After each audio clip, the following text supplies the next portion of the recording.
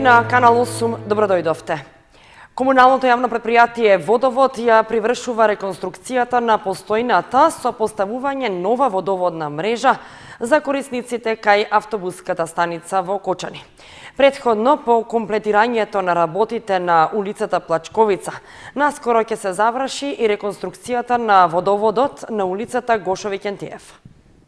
Пред почетокот на реконструкцијата на улицата Гошо Викентиев, комуналното предпријатие Водовод изврши замена на постојната водоводна, а поставува и нов атмосферски одвод од овој дел во градот. Активностите за поставување нови цевки од водоводната мрежа на оваа улица се одвиваат на потек во должина од 260 метри. Веќе се изврши премостување на новата линија што е под притисок и се тестира. Поради овој зафат, дел од потрошувачите од ниската зона на улиците од североисточниот дел на Кочани има неколкучасовен прекин во водоснабдувањето. Стручните служби на Водовод известуваат дека 30 на семејства од улицата Гошо Викентиев постепено ќе бидат префрлени на новата водоводна линија. Замената на дотраените цевки со мал профил со нови се очекува да го реши проблемот со недоволниот притисок и честите дефекти во оваа градска зона лоцирана над автобуската станица. Самата мрежа водоводна линија е доста стара на тој потек од градот и овде имавме проблеми за честени дефеци малку не преку секоја недела или преку една недела ја раскопувавме улицата за поправка на и санација на самата мрежа, а воедно имавме проблеми со самиот притисок во тој дел од градот. Така да сега е комплетно менуваме водоводната мрежа, односно главната линија е веќе денес поставена и е веќе во период на тестирање. Останува да се направат само приклучиците до куќите кои што ги има. Очекуваме дека некаде за едно 15 на дена ќе бидеме конечно излезени со комплетна инсталација во делот на водоводната мрежа. Исто така, бидејќи самата улица ќе се реконструира, односно ќе се асфалтира со нов асфалт преку средства обезбедени од Светска банка, по тие услови мораше да поставиме и атмосферска канализација, атмосферска линија на тој потек од градот. Односно улицата немаше атмосферска линија. Така да паралелно со водоводната мрежа поставивме и атмосферска линија, каде што непосредно пред почнување на асфалтирањето ќе ги поставиме и самите решетки за да може да ја прибира таа вода што ќе биде по улицата. Со вториот повик на единицата за имплементација на проектот Светска банка при Министерството за транспорт и врски, со кој се реализираат градежни работи за реконструкција на локални патишта и улици, општина Кочани е опфатена со реконструкција на улиците Гошо Викентиев и Раде Кратовче, за што се донирани средства од околу 17 милиони денари. Презентација на културното богатство и на туристичките потенцијали на општината Белица од соседна Бугарија се одржа во Кочани и Виница, како дел од проект за прекугранична соработка. Покрај нив вклучена е и општина Делчево, а носител на активностите од македонска страна е Центарот за развој на Источниот плански регион. Општините Кочани, Виница и Делчево од македонска и општина Белица од бугарска страна се вклучени во проектот Културен мост низ вековите, што се реализира во рамки на прекуграничната соработка меѓу двете соседни држави. Носител на активностите е Центарот за развој на Источниот плански регион, кој за жителите од трите наши општини организира патувачка презентација на културното наследство и на туристичките потенцијали на партнерската општина од Бугарија. Представници на културните и другите институции од Белица ги презентираат досегашните достигања на својата локална заедница пред граѓаните на Кочани и Виница. Идејата ни беше да го презентираме културното наследство и туристичките потенцијали на општина Белица во рамки на проектот, меѓутоа тоа на што сакам посебно да се даде акцент и да се види примерот на општина Белица, која што е општина со многу малку жители, 5000 жители, меѓутоа има многу голем развој. Има многу иновативни проекти, има стварно природни потенцијали заштитени од планински ски ресорт, од боб стази, од едукативни центри, од информативни културни киоски на сите страни низ општината и навистина во претходниот период, последнава година и покрај овие мерки и пандемијава, голем дел од нашите општински административни службеници, представници на културни установи беа гости во општина Белица и се надевам дека ќе бидеме сведоци на идни иновативни проекти во кои што стварно регионот ќе осети бенефит и корист. Како вовет во проектот Културен мост низ вековите, завршена е реставрацијата и конзервацијата на средновековната црква Свети Евласие, што неодамна беше откриена во Штип. Истовремено, Центарот за развој на Источниот плански регион упатија апел до нашите музеи и другите национални установи кои сакаат да придонесат во заштитата на археолошкото наследство да подготват собствени проекти.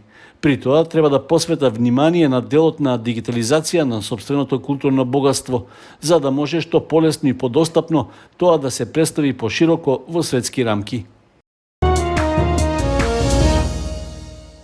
Општинската организација на СДСМ од Кочани со писмен допис до јавноста реагира на искажаните ставови на пресконференцијата на кандидатот за градоначалник од ВМРО ДПМН Љупчо Папазов.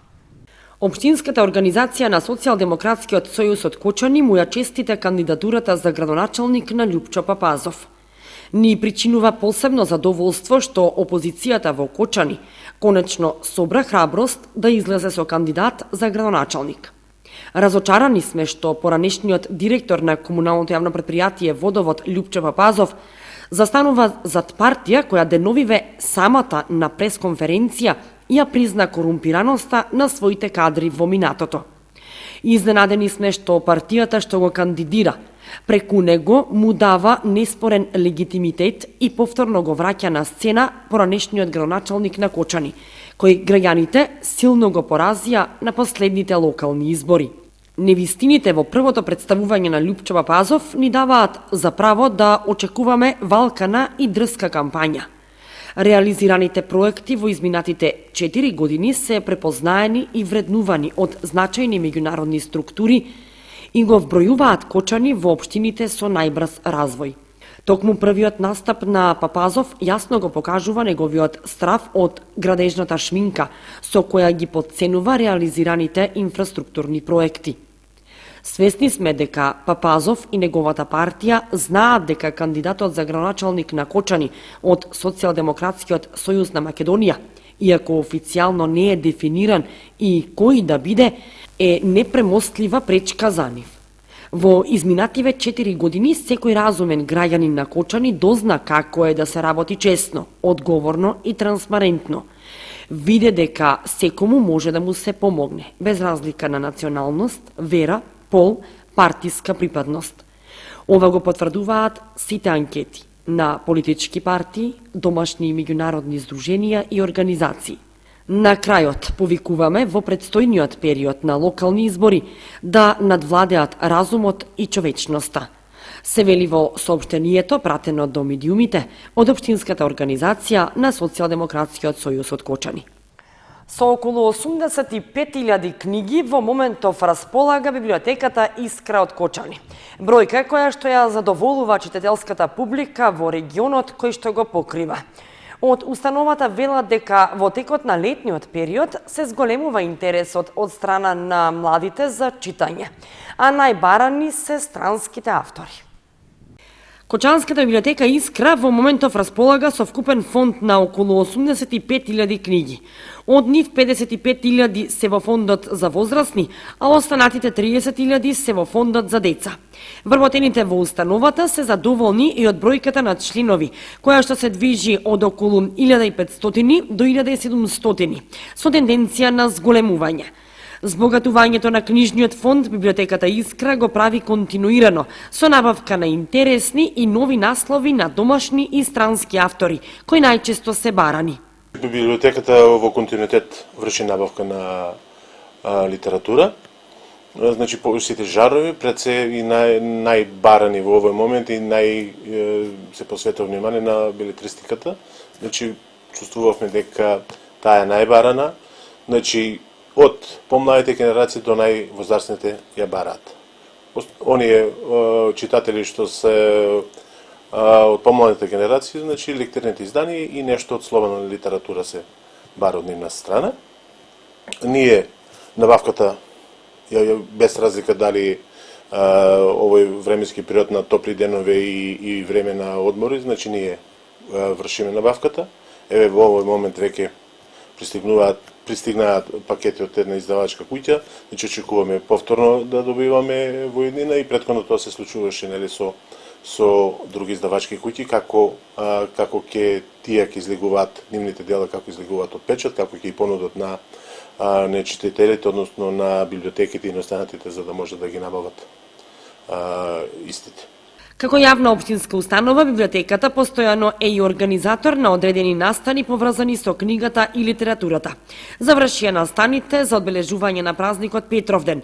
Во тек е подготовка и на други настани кои ќе се реализираат согласно препораките за заштита од COVID-19, само доколку дозволи епидемиолошката состојба. Се уште се подготуваме и гајме надеж дека оние проекти што веќе во завршна фаза за реализација дека ќе можеме да ги реализираме, и ако сепак состојбата во државата нема да ни дозволи тоа да биде, значи зголемениот број на позитивни лица од коронавирусот, значи мерките што ги предлага владата, значи ќе не принуди тоа да не биде со физичко присуство, но да причекаме за тоа што ќе се случи за воиднина. Значи тие проекти веќе требаше да се реализираат некаде од почетокот на месец септември и заклучно со некаде крајот на декември, значи ќе со одбележувањето на 100 години од раѓањето на Блаже Коневски, значи ќе имавме повеќе проекти.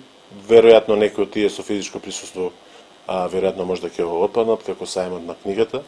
Што се однесува за реновирањето на установата, планираното е веќе завршено и се очекува во најскоро време работата на библиотеката да се врати во нормала. Инаку во изминативе месеци се работеше на надополнување на старата електрична инсталација за реализација на секаков вид изложби. Сменет и реконструиран е подот на установата, а библиотеката доби и целосно нов лик со обновената фасада и осветлувањето. Реконструкцијата и обновата е од сопствени средства на библиотеката.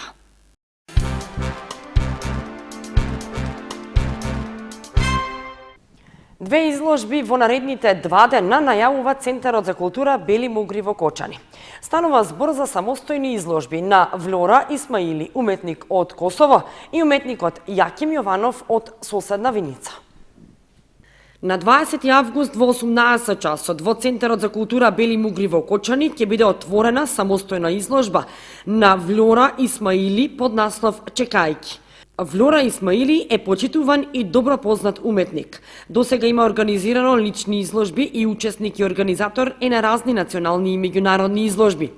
Исмаили е родена во Косово и од мали нозе размислувала за својата страст кон уметноста и тоа ја натерало да го продолжи своето образование на Универзитетот во Приштина, факултет за уметност, каде што дипломира со диплома за графички дизајн. Во 2008 година дипломирала како магистар за фигуративни уметности по сликарство во класата на професор Есад Вала, која имала големо влијание врз нејзиниот професионален развој и кариера.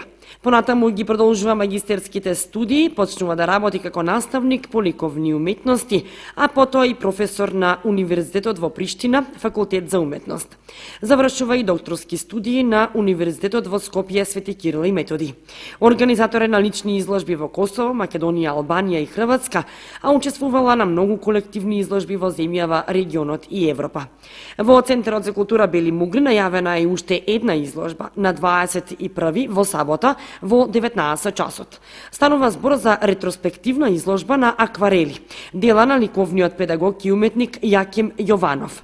Куратор на изложбата ќе биде Маријана Иванова. Проектот е финансиран од Министерството за култура на Република Македонија. По успешното представување на втората постхумна изложба на акварели на Јаким Јованов во Виница, колекцијата од 30 на акварели насликани во 80-тите години на 20-тиот век ќе има можност да ја разгледа и публиката во Кочани. Изложбата се реализира по повод навршувањето на 20 години од смртта на уметникот, кој е првиот ликовен педагог на територијата на општина Виница и е заслужен за ликовната наобразба на многу генерации ученици. Мотивите на делата се пейзажи со ридско-планински мотиви и полиња од родниот крај, пейзажи со дрва, пейзажи со селска и градска архитектура, мртва природа со цвеќе и овоше. Јаким Јованов е роден во село Грљани, општина Виница. Завршува Виша педагошка академија во класата на професор Вангел Коџоман. Работи како наставник по ликовно образование во Основното училиште Славчо Стојменски. Како ликовен педагог е добитник на специјална награда плакета за континуирано освојувано прво место за најдобра колекција на републичката детска изложба Народната култура како трајна инспирација во моето творештво во Битола. Освен со просветна дејност, во слободното време Јованов се занимава и со сликање, користејќи ги техниките масло на платно и акварел. Неговите дела во јавноста се изложувани на 4 самостојни изложби во Виница и во Кочани, како и во склоп на неколку групни изложби низ Македонија. Настаните во Центарот за култура ќе бидат организирани според протоколите за заштита од вирусот, издадени од владата за организирање настани. Православните верници го празнуваат празникот Преображение Христово. После светата литургија во Кочанскиот храм и во сите православни храмови беше осветено и благословено грозијето. Православните верници го празнуваат празникот Преображение Христово. Предполн беше и Кочанскиот храм Свети Великомаченик Ѓорги. Оние кои постеле ја примаа светата причест, а апелот на свештениците е да се продолжи со постот и понатаму до празникот Голема Богородица. Свештениците го благословија и осветија овогодишното грозија, а на сите присутни верници после светата литургија им се делеше заедно со нафората. Овој празник е востановен во спомен на собитието на Тавор, кое се случило 40 дена пред Христовата смрт и распетие. Специфично е што на овој ден, после молитвата и литургијата, се благословува и осветува грозието. Тогаш за прв пат може да се јаде од овој плод.